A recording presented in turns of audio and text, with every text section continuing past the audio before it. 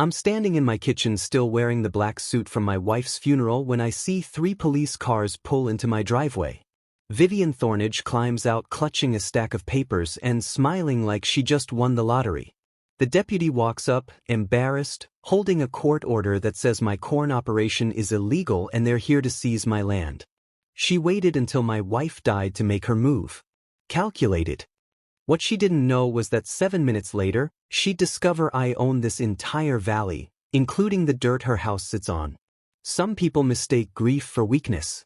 Some people wait for funerals to strike. And some people destroy themselves the moment they think they've won. Before we jump into the full story, let me know where you're watching from and what time it is there. And if you've ever had a crazy HOA moment, hit subscribe so you don't miss how this ends.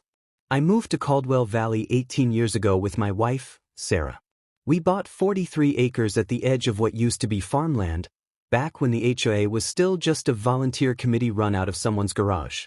Back then, it was corn, cattle, and people who minded their own business. Sarah loved that land. She wanted space. Quiet. A place where we could grow old without someone telling us what color to paint the mailbox. For 16 years, we had that. Then Vivian Thornage bought the lot at the end of Maple Ridge Drive. At first, she seemed normal. Friendly even. She brought us cookies the week she moved in. Asked polite questions about the valley, the roads, the winters. I didn't think much of it. But within 6 months, she'd taken over the HOA. Not elected. Not voted in. She just absorbed it. Rewrote the bylaws. Hired a lawyer. Printed new guidelines and hand-delivered them to every house in the development. Suddenly, there were rules about fence height, acceptable paint colors, and visual disruptions to community standards. I still didn't think it applied to me. My property wasn't part of the HOA. I bought it years before the development even existed. My deed was clean. No covenants. No restrictions. But Vivian didn't see it that way. The first letter came on a Tuesday. Certified mail. It said my agricultural operation violated the community's rural residential aesthetic clause and that I had 30 days to submit a remediation plan. I didn't even know what a remediation plan was. I called the county. They had no record of any complaint. I called my lawyer. He laughed and said it was unenforceable. My land wasn't in the HOA. The letter was meaningless. So I ignored it. That was my first mistake. 3 weeks later, Sarah collapsed in the garden. So massive. The doctors said she didn't suffer, but I'll never really believe that. She died 2 days later without waking up. I didn't think about Vivian. I didn't think about the HOA. I didn't think about anything except the fact that my wife was gone and I was standing in a hospital hallway holding her wedding ring. The funeral was small. Sarah didn't want a big service. Just close family. A few neighbors. I got home around 2 in the afternoon, sat down at the kitchen table still wearing my suit, and stared at nothing. That's when the cars pulled up. 3 of them. County sheriff. Lights off, but the presence was loud enough. I walked to the window and saw Vivian Thornage stepping out of the passenger seat like she'd been invited. She was holding a folder. Smiling. Deputy Martinez knocked. I opened the door. "Mr. Caldwell," he said quietly. Hat in his hand. Eyes down. "I'm real sorry about your timing here." Timing? He handed me the paper. Court order. Signed by a judge I'd never heard of. It said my cornfield was an unlicensed agricultural zone in violation of county land use ordinances, and that I had 72 hours to cease operations or face seizure of equipment and possible fines.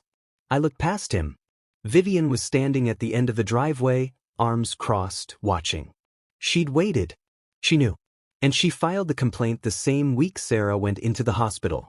"This can't be legal," I said. Martinez looked uncomfortable. "I'm just serving the order, sir. You'll need to contact the county if you want to dispute it." I stood there holding the paper, my wife's funeral program still folded in my jacket pocket, and realized something I should have seen months ago. Vivian wasn't trying to enforce rules. She was trying to take my land. I called the county planning office the next morning. The woman on the phone sounded confused. "Agricultural zone violation? On your property?" She clicked through something on her computer. "Mr. Caldwell, according to our records, Your land is zoned AG1. You're allowed to farm. You don't need a permit for personal crops. Then why do I have a court order? Silence. I'm not sure. Let me transfer you to the zoning supervisor. I got transferred 4 times. No one could explain the order. No one had filed a complaint with the county. And no one knew which judge had signed it. By the time I hung up, I had more questions than answers. I drove to the courthouse that afternoon. The clerk pulled the case file. It was thin. Just 2 pages. A petition filed by Caldwell Valley Homeowners Association, claiming my cornfield violated a county ordinance about non-residential land use in residential zones. Except my land wasn't residential. It never had been. I pointed that out. The clerk shrugged. You'll need to file a motion to dismiss. Hearings in 6 weeks. 6 weeks. I didn't have 6 weeks. The order gave me 72 hours. What happens if I don't comply? She didn't look up. Sheriff can seize equipment. Issue fines. Possibly a lien on the property. I left the courthouse feeling like I'd stepped into a nightmare where the rules kept changing and no one cared. That night, I sat down and read every piece of paper Vivian had ever sent me. Every notice. Every letter. Every revision to the HOA bylaws. And that's when I saw it. Buried in the Third Amendment to the Community Guidelines, there was a clause about land incorporation. It said that any property within a half-mile radius of the HOA's recognized boundaries could be subject to aesthetic and environmental standards if the HOA board determined it affected community property values. It was vague, probably unenforceable, but it was there. And Vivian had used it to convince a judge I was running an illegal farm. I called my lawyer. He said it was garbage. Said no judge in their right mind would uphold it. But he also said fighting it would take time. And money. How much time? Months. Maybe a year. I didn't have months. The 72 hours passed. Nothing happened. No sheriff. No seizure. I thought maybe they'd realized the mistake. Then I got the second notice. This one wasn't from the county. It was from the HOA. Hand-delivered by Vivian herself.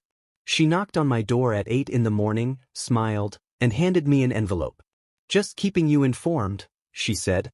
Inside was a letter stating that due to my continued non-compliance with community standards, the HOA was filing a civil nuisance lawsuit against me. They were seeking an injunction to halt all agricultural activity on my property and requesting compensation for diminished property values caused by my farm. The amount they wanted? $240,000. I stood there staring at the number, and for the first time since Sarah died, I felt something other than grief. I felt rage. But I didn't show it. I just folded the letter, looked at Vivian, and said, "I'll see you in court." She smiled wider. "I'm counting on it." The lawsuit moved fast. Too fast. Vivian had money. She'd hired a firm out of the city.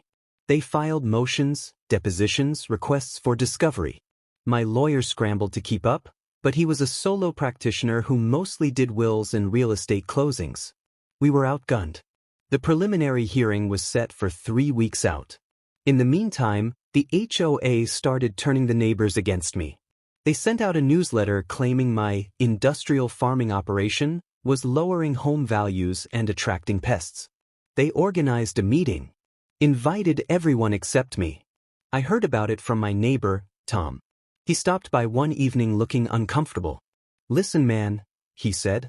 "I don't believe half of what Vivian's saying. But people are scared. They're worried about their investments. She's telling them your farm is going to cost them money. It's 40 acres of corn, Tom. I've been growing it for 16 years. I know. But she's loud. And she's convincing." He left without saying anything else. 2 days later, I found survey stakes driven into my field. Bright orange flags marking a line about 20 feet inside my property boundary. I pulled one up. It had a label, Caldwell Valley HOA, proposed easement. I called my lawyer. He didn't understand it either. There was no easement, no agreement, no legal basis for those stakes. But they were there. And when I pulled them up, they reappeared the next morning. Someone was coming onto my land at night and putting them back. I started sleeping less. Watching more. Every car that passed my driveway felt like a threat. Every sound outside made me check the window. I was losing ground and I knew it. Then, a week before the hearing, I got a call from the county clerk's office. "Mr. Caldwell? I'm calling about your property deed. There's been a request to pull the full chain of title." "From who?" "The HOA's legal team." My chest tightened. "Why?" "I can't say. But I thought you should know." I hung up and sat down hard. They weren't just trying to shut down my farm. They were looking for a way to take my land. And I realized, too late, that I had no idea what they'd already found. I spent the next 3 days in the county records office. Not reading. Hunting. If Vivian's lawyers were digging into my property's chain of title, there was a reason. And I needed to find it before they used it against me. The county clerk helped me pull everything. Original land patents. Surveys from the 1920s. Deed transfers. Easement records. Tax assessments going back 70 years. I spread it all out on a table in the back room and started connecting pieces. My property had been part of a larger ranch once. 216 acres owned by a man named Ernest Caldwell, no relation, who sold it off in parcels starting in 1953. My 43 acres were part of the original estate. But here's what I didn't know. Ernest Caldwell had kept mineral rights, water rights, and something called a reversionary interest clause in every single deed he signed. I had to look it up. A reversionary interest means that if certain conditions aren't met, ownership of the land reverts back to the original estate. In this case, Ernest Caldwell's estate. And Ernest Caldwell's estate still existed, managed by a trust, controlled by his only living descendant. I sat there staring at the paper, my hands shaking. I didn't just own my 43 acres. I owned the entire valley. Every lot Vivian's HOA had developed. Every house they'd built. Every road, every utility easement, every square foot of community property they claimed to control. All of it sat on land that had never been properly severed from the original estate. Ernest Caldwell had sold surface rights. But he'd kept everything underneath. And when he died without direct heirs, the trust passed through distant cousins until it landed with me, 18 years ago, the same week I bought my property. I'd signed the trust documents in a lawyer's office without understanding what they meant. I thought it was just paperwork. Administrative cleanup. It wasn't. I owned the land. They'd been building on it for 2 decades without knowing. And Vivian's lawyers had just handed me the proof. I called my lawyer. He didn't believe me at first. Then I sent him the scans. He called back 10 minutes later. "Holy hell, Caldwell. Do you know what this means?" "Tell me." "It means every property deed in that HOA is invalid. It means Vivian doesn't own her house. It means no one in that development owns anything. They've all been paying mortgages on land they don't have legal title to." I felt the air leave the room. "What happens now?" "Now? You can do whatever you want. Evict them. Charge them back rent. Dissolve the HO. Hell, you could bulldoze the whole development if you wanted." I didn't want that. But I wanted Vivian to know what she'd done. The hearing was 2 days away. I didn't tell anyone what I'd found. Not Tom. Not the neighbors. Not even my lawyer's paralegal. I just showed up. The courtroom was small. Vivian sat in the front row with her legal team. 2 men in expensive suits who looked like they billable by the breath. My lawyer sat beside me with a single accordion folder. The judge entered. We stood. The case was called. Vivian's lawyer went first. He laid out the whole performance. Called my cornfield a commercial agricultural operation that violated county zoning laws, HOA guidelines, and community standards. Said it was an eyesore. A nuisance. A threat to property values. He had photos. Charts. Testimony from neighbors who said they'd seen trucks on my property. All lies. Or half-truths stretched so thin they were transparent. When he finished, the judge looked at me. "Mr. Caldwell, your response." My lawyer stood. He didn't say much. He just walked to the bench and handed the judge a folder. "Your Honor, I'd like to submit evidence that calls into question the plaintiff's standing in this matter." The judge opened it. "Read the first page." Then the second. His eyebrows went up. Vivian's lawyer looked confused. The judge looked up. Counselor, are you telling me that the Caldwell Valley Homeowners Association is attempting to enforce land use restrictions on property they don't have legal authority over?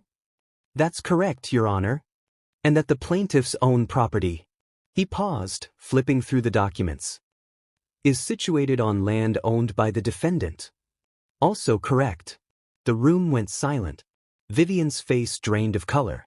Her lawyer scrambled, started talking fast, said this was a procedural issue, that it had no bearing on the nuisance claim, that the HOA's authority was established through county recognition and the judge held up his hand. I'm dismissing this case. With prejudice. The plaintiff has no standing. This hearing is over. He stood. We stood. And just like that it was done. Vivian didn't move. She just sat there, staring at nothing, while her lawyers packed their briefcases and walked out. I didn't say anything to her. I just left. But I knew she'd heard every word. She didn't own her house. She never had. And every single person in that HOA, every family she'd convinced to join her crusade against me, was about to find out the same thing. Outside the courthouse, my lawyer pulled me aside. What do you want to do? I thought about Sarah. About the funeral. About Vivian standing in my driveway with that smile. I want them to know, I said. I want every single one of them to understand what she did. He nodded. Then we'll send the letters. I looked back at the courthouse one last time. Vivian was still sitting inside. Alone. And I realized something I should have known from the beginning. She hadn't just made a mistake. She'd destroyed herself the moment she thought she'd won. The letters went out 3 days later. Every homeowner in Caldwell Valley received the same envelope. Certified mail. Return receipt requested. Inside was a single-page document from my lawyer's office explaining that their property titles were invalid, that they'd been living on land held in trust by the Caldwell estate, and that legal ownership had never transferred from the original deed holder. It also explained that I was the sole trustee of that estate. I didn't ask for back rent. I didn't threaten eviction. I just told them the truth. And I waited. The first call came within an hour. Then another. Then 10 more. My phone didn't stop ringing for 2 days. Some people were angry. They accused me of fraud, of waiting, of setting them up. Others were confused. A few were terrified. They'd spent their life savings on houses they thought they owned. I didn't take most of the calls. My lawyer handled it. He told them the same thing every time. This wasn't my doing. They needed to talk to the title company. To the developers who sold them the land. To Vivian Thornage, who'd built an HOA on property she had no legal right to control. But Vivian wasn't answering her phone. By the end of the week, she'd put her house up for sale. No open house. No staging. Just a sign in the yard and a price 20% below market value. It sold in 3 days. She was gone before the ink dried. I never saw her again. The fallout spread fast. The title insurance companies got involved. Then the developers. Then the banks. Turns out, when dozens of families discover their property deeds are worthless, it doesn't stay quiet. The local news picked it up. They ran a story about the historic land trust error that had gone unnoticed for 2 decades. They interviewed homeowners, lawyers, a county official who looked like he wanted to disappear into his chair. They asked if they could interview me. I said no. This wasn't about publicity. It wasn't about revenge. It was about making sure no one could ever do to someone else what Vivian tried to do to me. Over the next 6 months, the legal teams worked it out. Most of the homeowners were able to secure valid title through quiet title actions. The developers settled. The title companies paid out claims. A few lawsuits were filed, but none of them involved me. I made it clear from the beginning, I wasn't interested in taking anyone's home. I just wanted the truth on record. But I did make one change. I dissolved the HOA. Legally, it had no authority. It never did. So I filed the paperwork, notified the county, and erased it from the record. No more bylaws. No more fines. No more letters about fence height or paint colors or community standards. People could do what they wanted with their property. The way it should have been from the start. Some of the neighbors were relieved. Others were upset. They liked the structure, the rules, the sense of order. A few tried to start a new HOA, but it never got off the ground. Without Vivian driving it, there was no momentum. Tom stopped by one evening a few months after everything settled. We sat on my porch and didn't say much. Just watched the sun drop behind the hills. Finally he spoke. "I'm sorry I didn't stand up for you earlier." I shook my head. "You had no reason to believe me over her." "Still, I should have asked more questions." "Most people don't," I said. "That's how people like Vivian get away with it." He nodded. Stayed quiet for a while. Then, "What are you going to do with all this land?" I'd been thinking about that. Sarah and I used to talk about it sometimes. What we'd do if we ever had more space. She wanted a community garden. A place where people could grow their own vegetables, teach their kids about soil and seasons and patience. I hadn't been ready to think about it after she died. But sitting there with Tom, watching the light fade over the valley, I realized I was ready now. "I'm going to open up 10 acres, I said. "Let people plant whatever they want. No rules. No fees. Just dirt and seeds and time." Tom smiled. "She would have loved that." "Yeah," I said. "She would have." The garden opened the following spring. I didn't advertise it. Just put up a sign at the road and let word spread. 20 families showed up the first weekend. By summer, there were 40. People planted tomatoes, beans, sunflowers, strawberries. Kids ran through the rows. Neighbors who'd barely spoken started sharing tools, trading seeds, helping each other. It wasn't perfect. There were arguments about water, about space, about whose dog kept digging up whose carrots. But it was real, and no one tried to control it. I still farm my corn. Still live in the same house.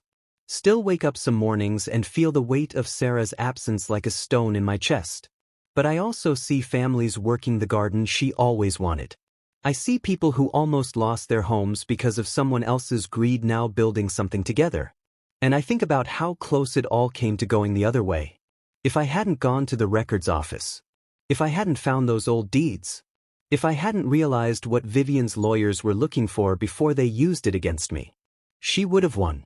Not because she was right, but because she was loud and confident and willing to exploit the one moment when I was too broken to fight back. That's the thing about people who abuse power. They don't wait for fair fights. They wait for funerals. I learned something in those months after Sarah died. Something I wish I'd understood earlier. The rules don't protect you unless you know what they really say. And the people who write the rules are counting on you not to check. Vivian thought grief made me weak. She thought I'd fold.